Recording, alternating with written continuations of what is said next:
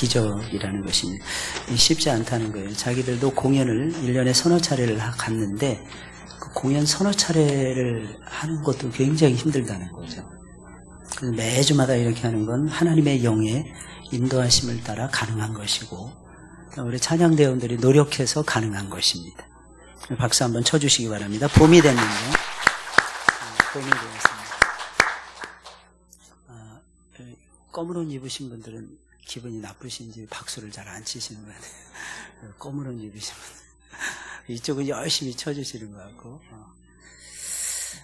착각하시면 안 돼요. 여기는 양이고 여기는 염소가 아니고 다 우리는 양들이 모여서 하나님께 경배하는 것입니다. 할렐루야.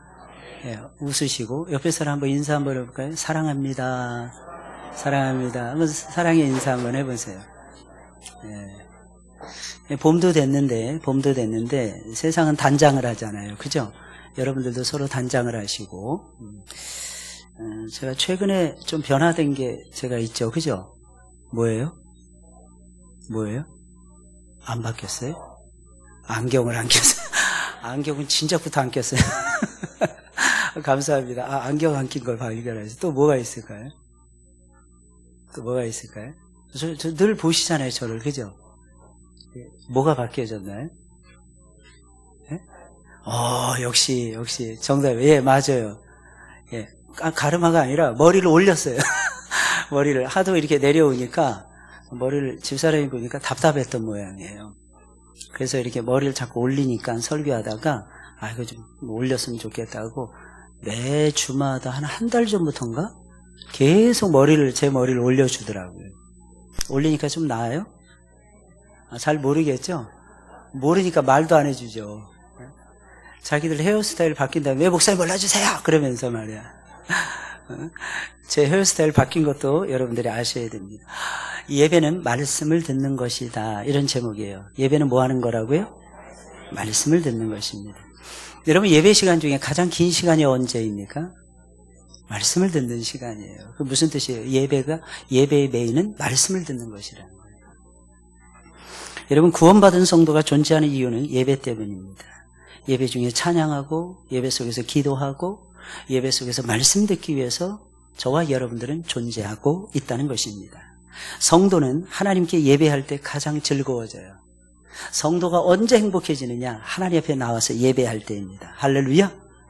어때요, 여러분들? 여러분들의 마음은 감동이 있나요? 저는 예배 시간이 제일 감동이 있는 것 같아요. 예배는 두 종류의 예배가 있습니다. 첫째는 의존으로서의 공적 예배가 있고 또한 삶으로서의 사적 예배가 있습니다. 이 두 종류의 예배가 있다는 것을 기억하셔야 돼요. 예배는 의식으로서 이렇게 의존으로서의 공동체가 모여서 공적으로 드리는 공적 예배가 있고요. 공적 예배가 끝나면 예배가 끝나느냐? 그게 아니라 사적 예배가 시작이 되는 거예요. 개인적으로 예배가 시작이 되는 거예요. 그걸 삶으로서의 예배라고 얘기합니다. 이걸 로마서 12장 1절에 보니까 산제사라고 표현하고 있는 거예요. 너희 몸을 하나님이 기뻐하시는 거룩한 산제사로 드리라. 이 산제사가 뭐냐면 삶으로서의 산제사를 얘기하는 것입니다. 아무튼 어떤 예배가 되었든지 간에 성도가 존재하는 이유는 예배 때문인 것입니다. 그런데 사람들이 잘 모르는 것이 있습니다. 그것은 예배는 하나님의 능력을 받는 가장 확실한 통로라는 것입니다.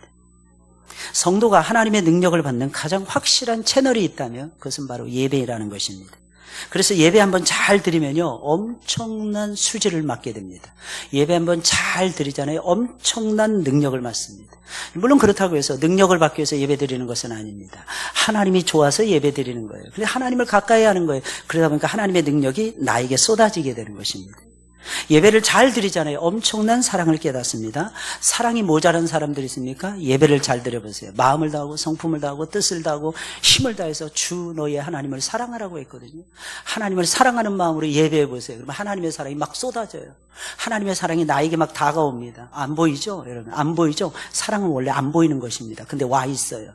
언제 알 수 있습니까? 내 눈빛이 달라지고 내 입술이 달라지고 내 가슴이 달라지고 내 삶이 달라지는 것을 통해서 바람이 지나갔구나. 성령의 새바람이 지나갔구나. 하나님의 은총의 새로운 바람이 지나갔구나 하는 것을 엿보고 느낄 수가 있는 것입니다. 예배를 잘 드리잖아요. 엄청난 생명을 받습니다. 우리 힘이 없잖아요. 여러분. 이 생명이라는 곧 힘을 얘기하는 것입니다. 하나님은 늘 우리에게 생명을 주십니다. 아침 이슬처럼 생명을 내려주세요. 밤안개처럼 생명을 내려주십니다. 봄비처럼 생명을 내려주세요. 가을비처럼 생명을 내려주세요. 그래서 예배 한번 잘 드리잖아요. 생명을 맛보게 되는 것입니다. 놀라운 사실은 예배를 잘 드리면 엄청난 지혜가 쏟아지게 됩니다. 미련한 자들로 하여금 하나님이 지혜롭게 만드십니다. 언제 그렇게 할까요? 예배 중에 그렇게 하십니다. 세상 사람들이 불쌍한 것은요, 하나님의 지혜, 세상의 지혜는 아는데 하나님의 지혜를 모르는 것입니다. 그러니 얼마나 불쌍한지 몰라요. 예배 한번 잘 드리잖아요. 순식간에 엄청난 슈퍼맨, 엄청난 슈퍼우먼, 엄청난 능력자로 변신하게 된다는 것입니다. 그런데도 아직도 얼마나 많은 사람들이 예배의 소중함을 모르고 살고 있는지 몰라요. 그리고 자꾸 엉뚱한 곳에서 능력을 찾고 엉뚱한 곳에서 지혜를 찾고 엉뚱한 곳에서 바른 성품을 찾으려고 애쓰습니다. 답답한 일이에요. 여러분, 예배가 능력이라니까요. 예배 속에서 능력을 받으셔야 돼요.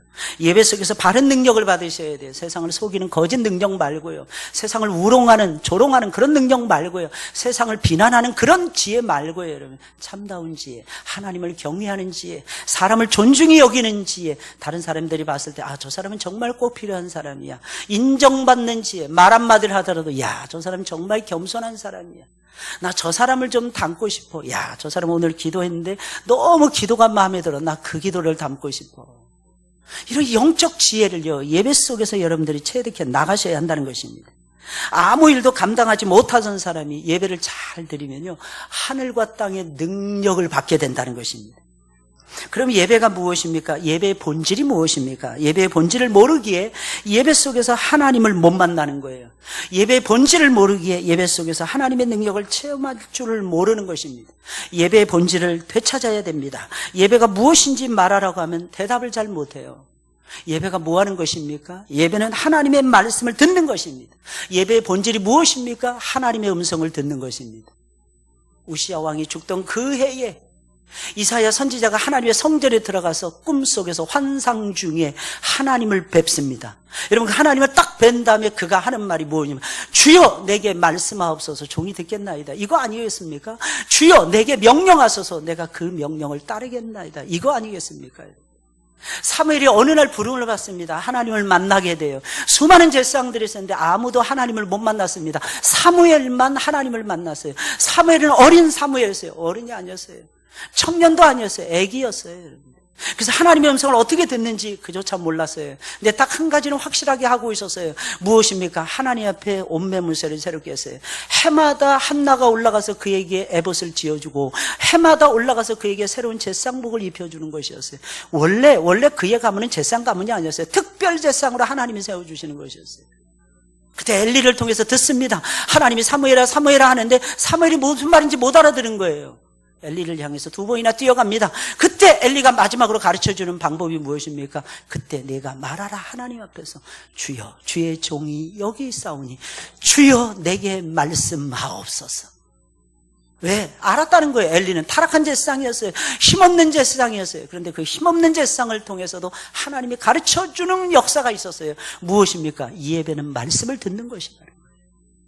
다윗은 위대한 선지자였습니다. 다윗은 왕이었어요. 제사장은 아니었지만 선지자였습니다. 다윗은 어떻게 해서 위대한 선지자의 노릇을 감당해낼 수 있었을까요?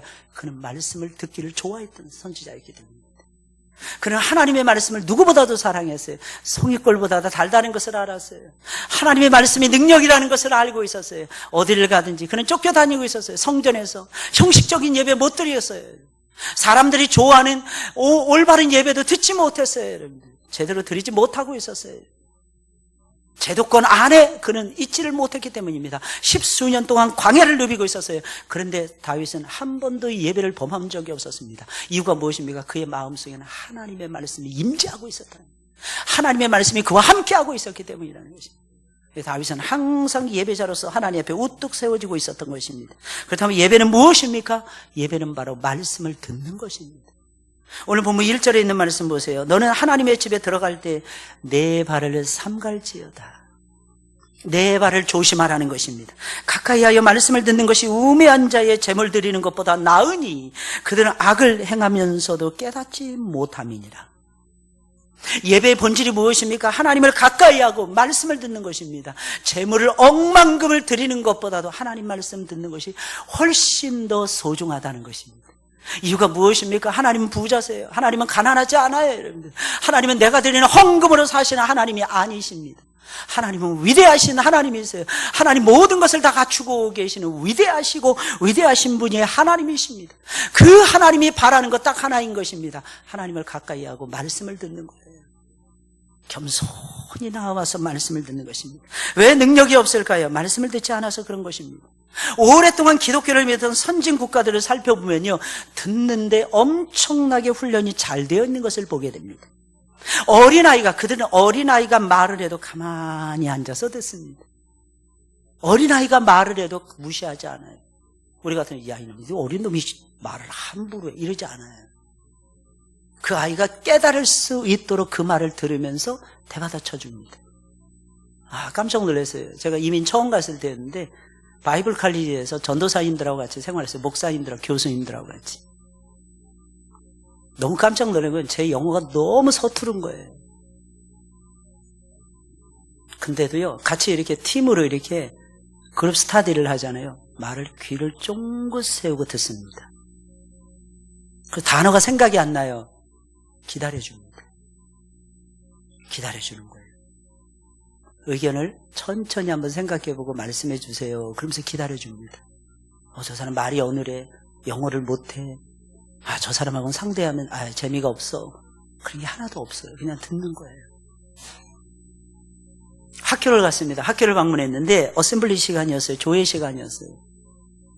깜짝 놀란 거, 운동선수가 와서 말을 하는 거였어요. 젊은 애였어요. 한 20대? 프로 럭비 선수였어요. 프로 럭비 선수.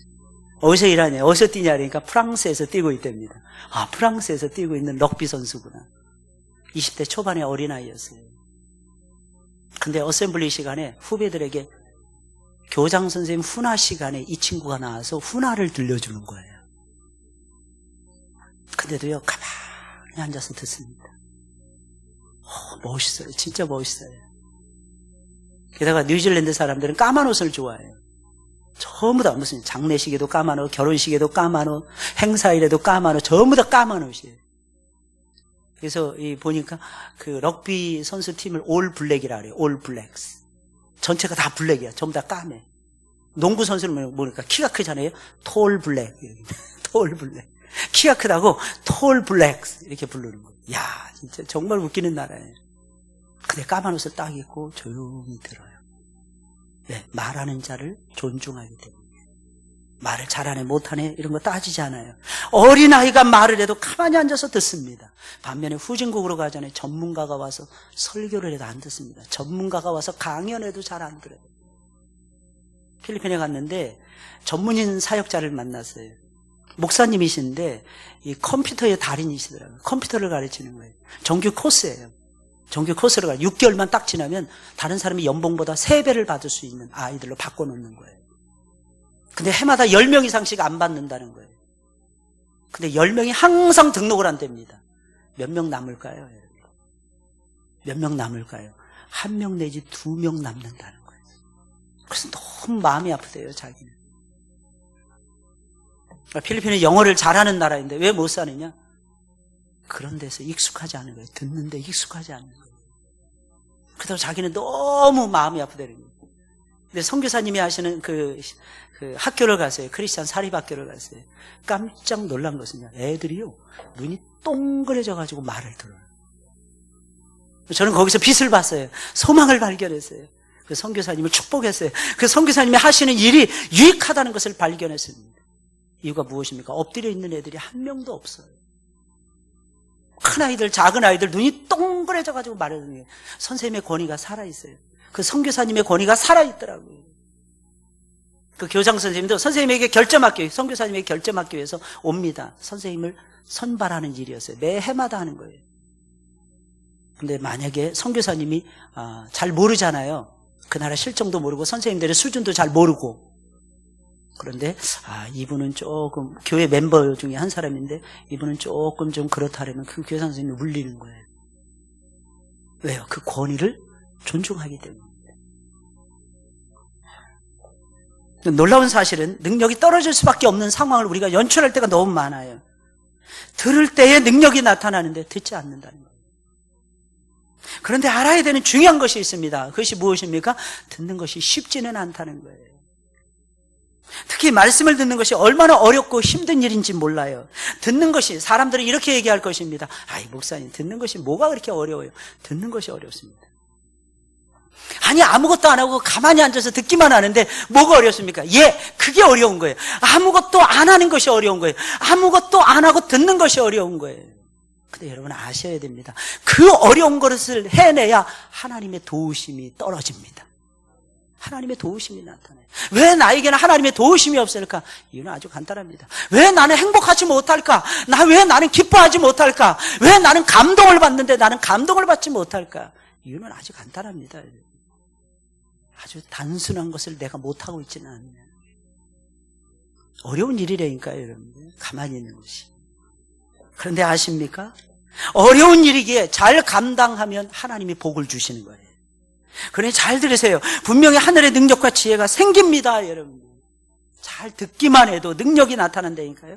사람들이 상상할 수 없는 큰 꿈이 생겨요. 그리고 그 꿈을 붙잡고 기도합니다. 그러다 보면 엄청난 인내와 기다림을 쏟아내기 시작을 해요. 그러면 그 기다림의 열매는 나타나게 되더라고요.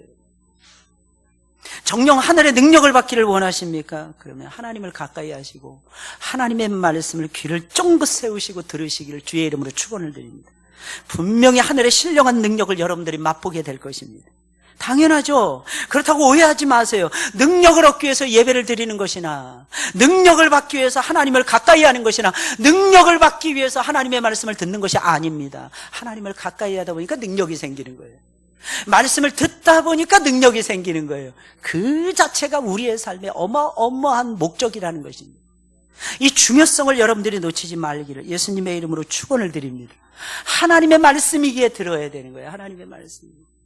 목사의 말이 아니에요. 목사의 개인적인 생각이 아니에요. 하나님의 말씀이기에 여러분들에게 선포해 드리는 거예요.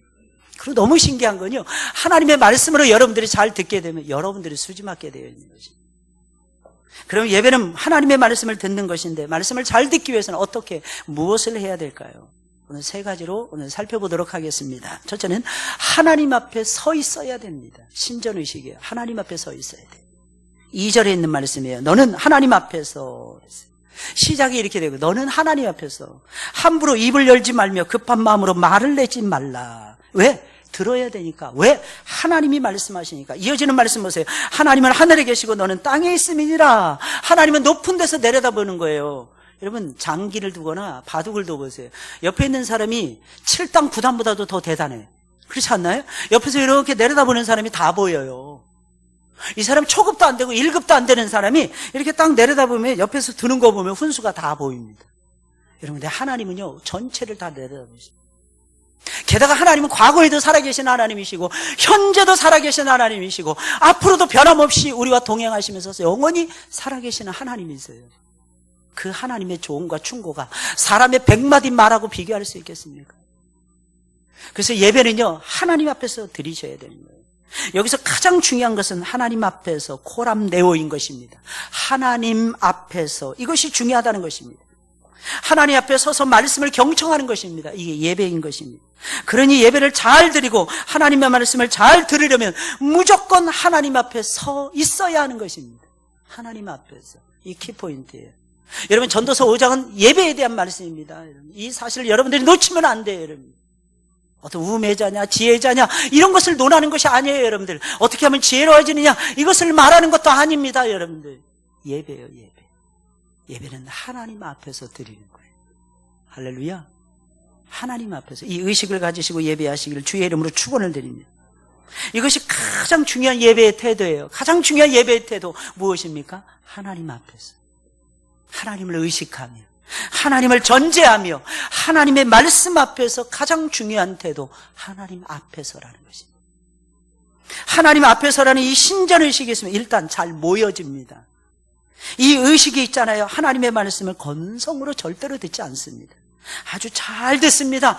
조심해서 듣습니다. 발을 삼가하면서 듣습니다. 말을 조심하면서 듣습니다, 여러분. 게다가 이 의식이 있잖아요. 삶의 변화와 능력까지도 일어나게 됩니다. 삶이 변화되게 돼 있어요. 나도 모르는 사이에 사랑이라는 것을 알게 돼요. 나도 모르는 사이에 사랑해. 어떤 분이 예수님을 믿기 전에 스카이캐슬에 살았답니다. 강남의 스카이캐슬. 근데 이분이 자기가 최고로 잘난 줄 알았대요. 자기가 제일 잘생기고 자기가 제일 똑똑하고 스카이캐슬이니까. 여러분 TV에서 스카이캐슬이라는 거 했다면서요. 그 스카이캐슬에 그리고 자식들도 다 잘 키우고. 근데 예수님을 딱 만나고 회개했답니다. 자기가 행복하지 않았다는 거예요. 정말 행복하지 않았다는 거예요. 무엇을 느꼈는지 아십니까? 자기가 가족을 사랑하지 않더랍니다. 자기 아내를 건성으로 대하고 있고 자기 자식들을 뭐 공부하는 기계처럼 대하고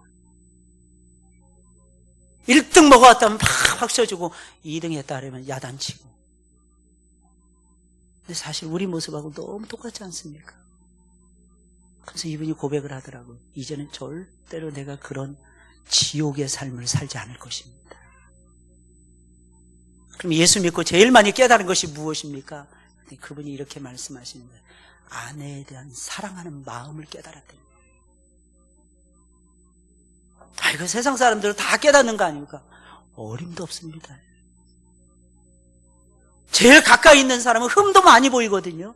어리석음도 많이 보이거든요. 모자람도 많이 보이거든요. 그래서 오늘 보니까 달력을 제가 한 장을 딱 찢는데 며칠이 지나서 달력을 딱 찢는데 남편을 위한 7계명 이게 딱 나오더라고. 달력 보셨습니까? 안 보셨죠? 근데 보니까 6계명까지 밖에 없어. 이 7계명 어디 있는 거지? 7개 계명, 7번째 계명은 어디 있는 거지? 한번 보세요. 달력이 미스프린트인지 제가 잘못 본 건지 한번 여러분들 집에 가서 확인해 보세요. 제가 잘못 본 거면 저한테 가르쳐 주시고 목사님 7가지가 나옵니다. 가르쳐 주시고 거기에 그런 내용이 있더라고요. 제가 아침에 이렇게 쭉 읽는데 너무 이렇게 퇴근해서 집에 갈 때 제발 인상 쓰지 말고 성질 부리지 말고 잔소리하지 말고 막 이런 내용. 아내를 칭찬해주고 뭐 이런 내용들이 쭉 나와요. 그냥 달력도 날짜만 보지 마시고 그림이 있으면 그림도 보시고 내용이 있으면 내용도 보시라고 고민하면서 그 달력 선정한 거예요. 정말 소중하지 않습니까? 그분이 스카이캐슬에 살면서 불행했어요. 예수님 딱 만나보니까 행복을 딱 느끼게 됩니다. 그 행복은 내 마음에 아내를 사랑하는 마음이 들들하는 것입니다. 착각했던 거죠. 착각했던 거예요. 그냥 그렇게 사는 것이 인생의 낙인 줄 알았던 것입니다. 하나님 앞에서 저와 여러분들이 완전히 새 사람이 되어서 변화가 일어나야 되는 것입니다. 그 변화가 여러분들의 삶에 행복을 몰아다 줄 것입니다. 그러려면 하나님을 의식하고 예배드리시고 하나님을 의식하고 말씀을 들으셔야 됩니다. 그리고 매사에 하나님을 의식하고 살아가셔야 됩니다.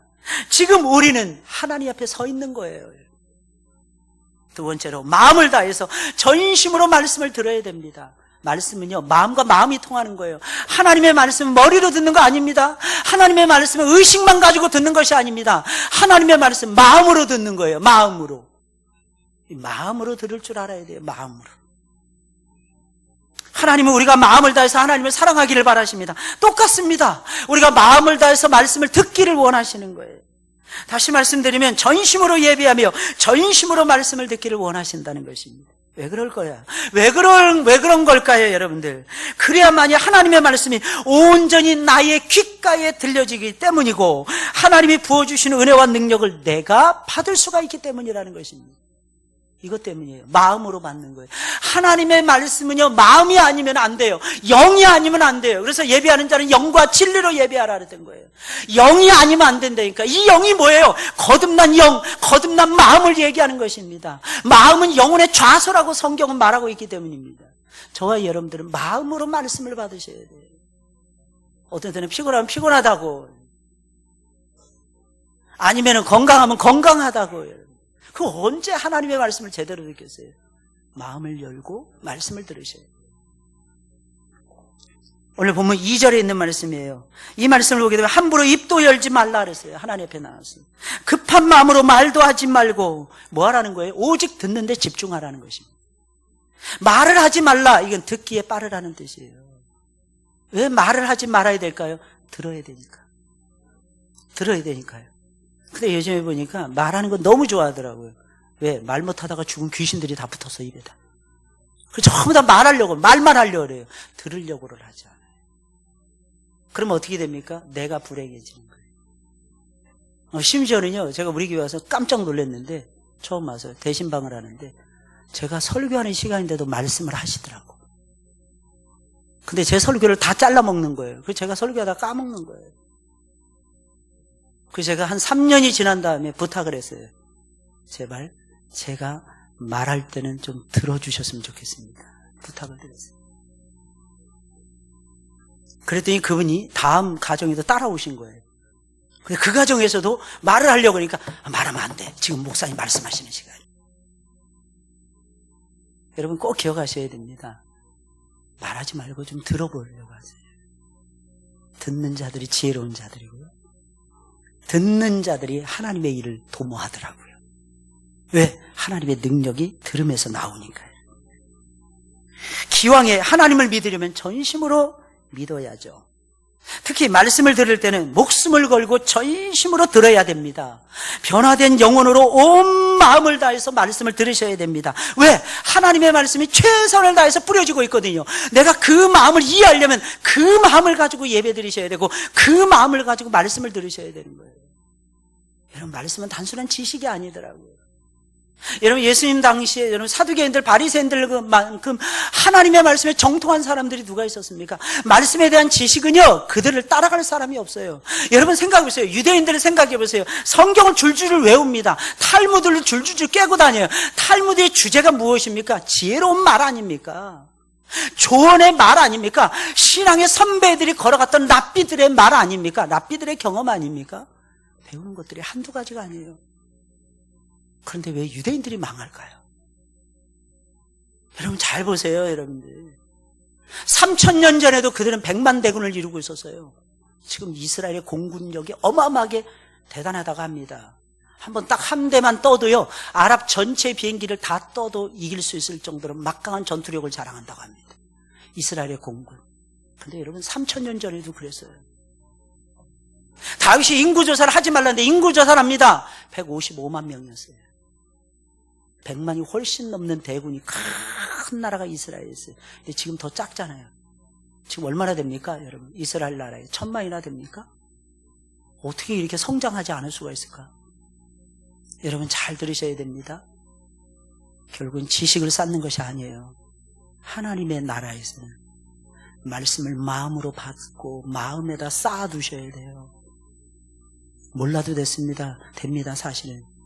교리를 줄줄줄 외우지 않아도 돼요. 사람들에게 교리를 줄줄줄 가르치지 못해도 됩니다. 근데 하나님을 경외하는 마음, 하나님의 말씀을 듣는 겸손한 마음, 하나님의 말씀대로 살려고 하는 몸부림치는 영혼, 여러분 그 영혼은요 하나님이 반드시 복을 주십니다. 잘 한번 보세요, 여러분들. 구원이 어디에 있습니까? 들음에 있잖아요. 믿음이 어디서 납니까? 들음에서 나잖아요. 능력이 어디에 있습니까? 두말할 필요 없이 들음에 있잖아요. 기독교의 특징이 굉장히 단순합니다. 잘 들으면 성공하고 잘못 들으면 망하는 종교가 기독교입니다. 말씀을 들어야 지혜로워집니다. 말씀 들어보세요. 지혜로워집니다. 여러분 인격이 새로워집니다. 능력이 생깁니다. 특히 전심으로 말씀을 잘 듣잖아요. 변화되는 역사가 나타납니다. 왜 변화가 안 됩니까? 우리 보통 얘기하잖아요. 저 사람 말이야 성격이 틀려먹어서 저 사람 예수 믿어도 소용없어요. 저 사람 나중엔 다 뒤집어 엎을 사람이에요. 아니요, 안 그럴 사람들 많습니다. 왜 그런지 아세요? 말씀으로 자기를 변화시키기 때문에. 말씀으로 나를 바꿀 줄 알아야 됩니다.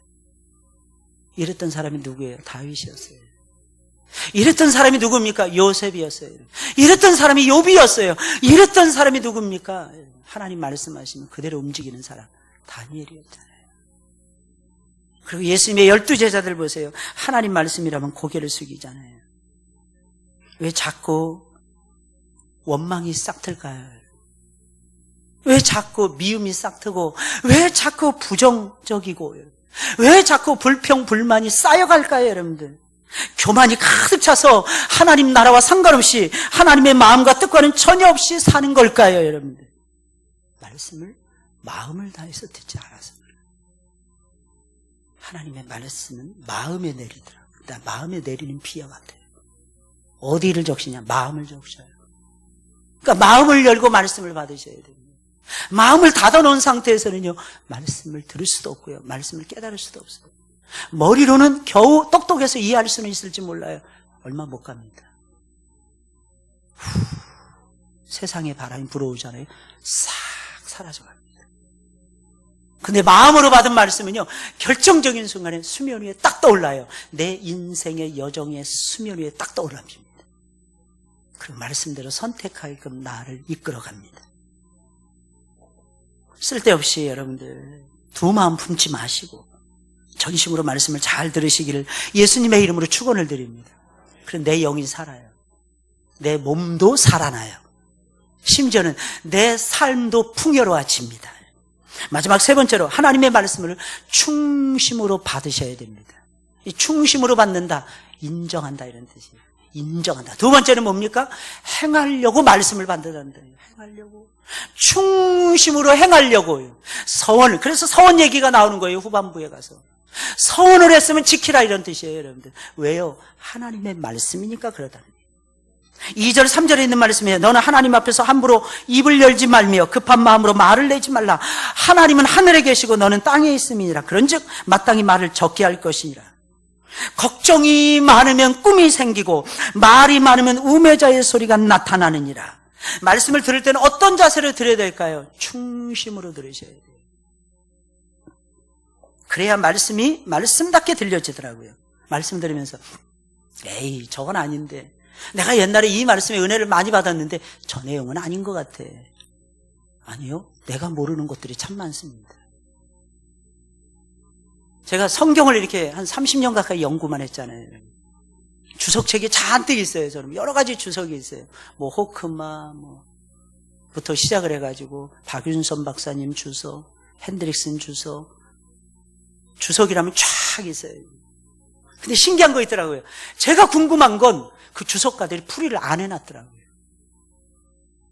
내가 이렇게 이해하는, 일반적으로 이해하는 거는 다 얘기를 하고 내가 궁금해하는 부분에서는 해석을 안 해놓은 것이 태반입니다. 100개 중에서 90개 이상이 그렇게 돼 있어요. 그래서 많은 분들이, 목사님들이 주석을 붙잡고 있다가 실망에 빠질 때가 진짜 많아요. 이게 뭘까? 이럴 때가 많아요. 또 엉뚱하게 막 해석이 되어 있는 주석이 많아요. 뭐 풀빛 주석이나 이런 것들 보면요, 1번, 2번, 3번 쫙 나오는데 이상한 주석의 내용들도 진짜 많아요. 여러분. 이해하지 못할. 이게 도대체 뭐지? 근데 보니까요, 나중에 시간 지나면 저도 그거에 은혜를 받더라고요. 없는 것도 있지만 있는 것 중에서도 마음에 안 드는 것도 많고, 이거는 해석상이요, 구속사적으로 봤을 때 맞지 않아. 이거는 계시론적으로 맞지 않아. 이건 신론적인 차원에서 어울리지 않아. 근데 그게 시간 지날수록 그게 맞는 경우도 있더라고요. 내가 깨닫지 못했던 거예요, 이전에는. 여러분, 그래서 하나님의 말씀은 그냥 말씀으로 받으셔야 돼요. 할렐루야! 충심으로 인정하는 거예요. 하나님, 나에게도 오늘 귀한 말씀 들려주셔서 정말 감사해요. 이 말씀을 내가 못 들으면 내가 못 살 텐데 이 말씀 때문에 제가 살아납니다. 내게 주시는 이 말씀대로 제가 살아가겠습니다. 이런 믿음의 자세로 하나님의 말씀을 받드는 것이 가장 아름답고 고귀하고 거룩한 태도라는 것입니다. 이 세상에서 원만하게 잘 살려면 세 가지 말을 잘하면 된다고 합니다. 그것이 무엇일까요? 예, 그렇습니다. 맞습니다. 그렇고 말고요, 참으로 지당하십니다. 세 말만 잘하면 된답니다. 그렇습니다. 그렇고 말고요, 지당하십니다. 누가 말했을 때 이 세 가지만 잘하면 어딜 가나 대접받는 됩니다. 한번 따라서 해볼까요? 다 같이 시작. 그렇습니다. 그렇고 말고요, 지당하십니다. 아무 생각 없이 들으셨죠? 그러다가 하려니까 이제 또 뭐라 그랬지 목사님, 뭐 하라 그랬지? 잘 들으시라니까. 지금 들음에 대해서 얘기를 해드리잖아요. 세상 남자들이 집에 들어가지 않고 술집에 가는 이유가 있다고 합니다. 왠지 아십니까? 술집 아가씨가 예뻐서, 술이 맛있어서? 아니요, 그건 다 두 번째 됩니다. 술집 아가씨들 때문인 건 맞답니다. 술집 아가씨들이 제자 훈련을 받지 않았는데 제자 훈련 받은 여자들처럼 행동하기 때문이라는 것입니다. 남자들이 술 마시고 무슨 말 하겠어요? 좋은 말 하겠어요? 지나간 얘기 또 한 얘기 또 하고 또 하고 또 하고 듣기 싫은 얘기 계속 한답니다. 근데 그들은 이렇게 맞장구를 쳐준답니다. 사장님 말씀이 옳아요. 사장님 말씀이 옳아요. 그래요. 그놈이 나쁜 놈이에요. 맞장구 쳐준대. 참으로 지당하십니다. 그렇고 말고요. 이렇게 해준답니다. 그래서 그 다음 날에도 그 술집으로 아침에 힘들어가지고 일어나기도 힘들어 하면서도 다시 그 술집을 또 찾는다는 거예요. 그러니 남자들이 딴 길로 가지 않을 수밖에 해요. 내 말을 들어주니까. 내 말 집에 오면 아내가 잔소리하니까. 오늘 갑자기 뜬금없이 어떤 분이 저한테 페이스북에다가 메시지를 남긴 거예요. 20년 전에 저하고 헤어졌던 집사님이었습니다. 저하고 헤어진 게 아니라 자기 와이프하고 아이를 버리고 이혼했던 집사였어요. 깜짝 놀랐어요.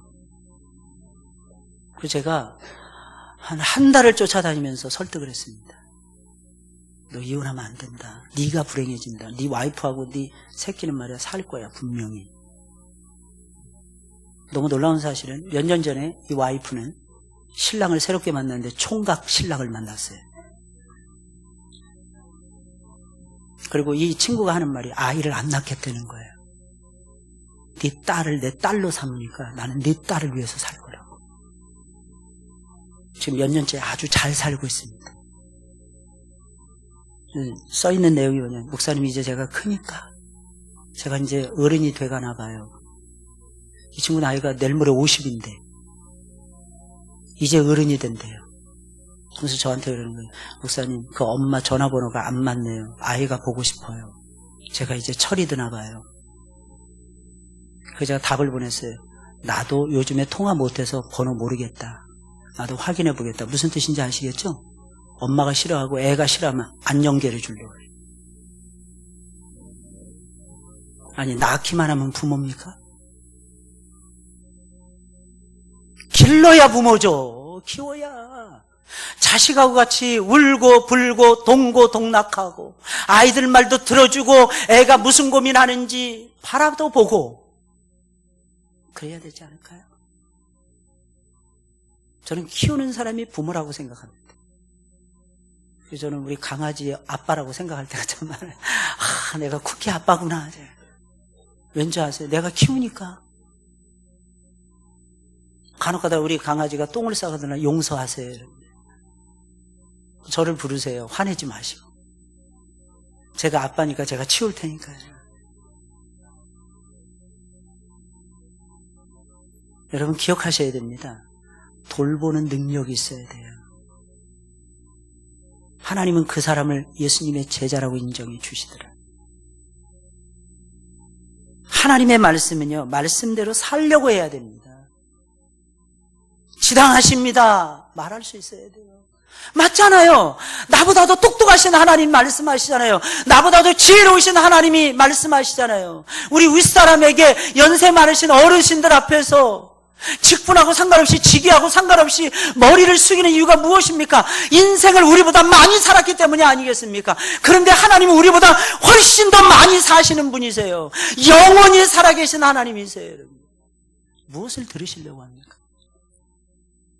무엇을 따라가시려고 하십니까? 그 지혜를 버리고 무슨 지혜를 쫓아가시려고 하십니까? 그러면 망해요. 흘러 알고 봤더니 깜짝 놀랐는데 이 친구가 베트남의 하노이에서 살고 있더라고요. 이야 진짜 거기서 뭐 하는가 했더니 가이드 하면서 살고 있대요. 말도 잘하고 똑똑하고 용감하고 제가 참 이뻐했던 젊은 집사님이었어요. 저는 사석에서 형님 하면서 저 쫓아다녔어요. 형님 목사님 저 어떻게 할까요? 제가 이번에 이렇게 힘들어요. 형님 기도해 주세요. 목사님 능력 있잖아요. 근데 이혼하지 말라는 말은 안 듣더라고요. 저 못 살아요. 딱 뿌리치고 도망쳤어요. 그러더니 중국으로 가더니 한국으로 들어오더니 다시 지금은 또 베트남으로 가고 뭐하고 사는지 잘 모르겠어요. 마음이 아파요. 여러분 실제로 들으시고 들으신 대로 살아가시기를 예수님의 이름으로 축원을 드립니다. 하나님, 제가 못 살았어요. 하나님의 뜻대로 살아야 되는데 잘못 살았어요. 이제는 제가 달라질게요. 맞장구를 쳐야 됩니다. 함부로 입을 열지 마시고 급한 마음에 말을 내지 마시고 말씀에 맞장구부터 먼저 치세요. 여러분, 하나님 말씀이 맞습니다. 내가 좀 말씀을 받아들이기 좀 부담스럽지만 하나님 말씀은 맞습니다. 맞장구 치는 거예요. 말씀대로 살려면 이거부터 먼저 하셔야 되는 거예요. 이게 안 되는데 어떻게 말씀대로 삽니까? 우리의 소갈딱지가 그렇게 넓지 못해요. 하나님 앞에 약속한 것은 꼭 지켜나가야 됩니다. 그래서 함부로 서운하지 말고 서운하였거든 갚기를 더디게 하지 말라, 이 말씀이 이어지는 것입니다. 하나님 앞에서 말씀을 듣고 말씀을 들으면 감동이 생겨요. 그 감동이 생기면 하나님 앞에 서운을 하게 됩니다. 그럼 어떻게 그 서운대로 살아가셔야 돼요. 왠지 아십니까? 그 서운이 이루어지는 그 과정 속에서 하나님이 우리에게 복을 주시기 때문입니다. 할렐루야! 버리지 마세요. 버리지 마세요. 내가 지나친 걸 내가 바보처럼 했어. 아니요. 손해를 볼지라도 이행해 가보세요. 그러면 하나님이 허락해 주실 것입니다. 예배가 무엇입니까? 하나님을 가까이 하면서 말씀 듣는 게 예배입니다. 무엇 때문에 예배를 드립니까? 말씀을 듣기 위해서 예배 드리는 것입니다. 왜 능력이 있을까요? 성도들에게는 하나님 말씀의 능력을 받기 때문입니다. 그럼 왜 능력이 없을까요? 말씀의 능력을 못 받기 때문입니다. 항상 말씀을 가까이 하면서 능력을 받으세요. 말라기 말씀뿐만 아니라 모든 선지서들의 공통된 마음이 있습니다. 공통된 말씀이 있습니다. 무엇입니까? 말씀을 듣지 않으면 저주를 받는다는 거예요. 잘 보세요. 이사야 보세요. 예레미야 보세요. 여러분, 에스겔 보세요. 뭐 때문에 망했는지 다 나오잖아요. 여러분들, 호세아를 보세요. 요엘서를 보세요. 뭐 때문에 망하는지 잘 보세요. 내 백성이 내 말을 듣지 않으니라. 말라기 2장 2절에는 적나라하게 이렇게 말합니다. 말씀을 듣지 아니하고 그 말씀을 마음에 두지 아니하기 때문에 내가 저주를 내릴 것이니라. 근데 사실 따지고 보면요, 말씀을 듣지 않고 말씀을 마음에 담지 않는 그 자체가 사실은 저주요, 형벌인 것입니다. 왜? 말씀을 통해서 세상이 만들어졌잖아요.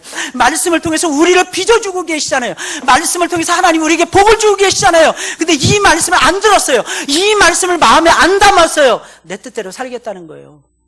내가 이해 못했으니까 말씀 안 듣겠다는 것입니다.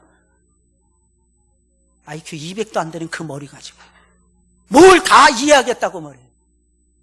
그 교만함을 어디서 하나님 앞에 턴단 말입니까, 여러분? 그러니까 어떻게 되는 거예요? 그 자체가 저주, 형벌이 되는 거예요. 아시겠어요? 하나님이 특별히 형벌을 안 내려주셔도 복을 안 주시는 것이 형벌이 아니고 무엇이겠어요? 근데 좀 어렵고 가난하고 힘들어도요, 말씀 따라가는 사람들에게는 기쁨이 있어요. 기쁨이 있다니까요. 즐거움이 있고요, 평안이 있고 행복이 있어요. 옛날에 어떤 분이 그런 노래를 불렀던 것 같아요. 행복이 무엇인지 알 수는 없잖아요. 기억나십니까? 아시죠? 그래서 뭐 이별만은 말아주오, 그래야지 행복한, 아니에요. 이별도 때로는 유익할 때도 있어요. 진짜 행복은 하나님 앞에서예요. 예배는 말씀을 듣는 거예요. 여기에 집중하시기를 주의 이름으로 축원을 드립니다. 이게 본질이에요. 어떻게 들어야 될까요? 하나님 앞에서 들어야 돼요. 마음을 활짝 열고 들으셔야 돼요. 충심으로 이행할 것을 각오하면서 들으셔야 돼요. 그러면 하나님이 여러분들과 함께 해 주실 것입니다. 이 은혜 놓치지 마시기를 주의 이름으로 축원을 드립니다. 우리 찬송 부르겠어요.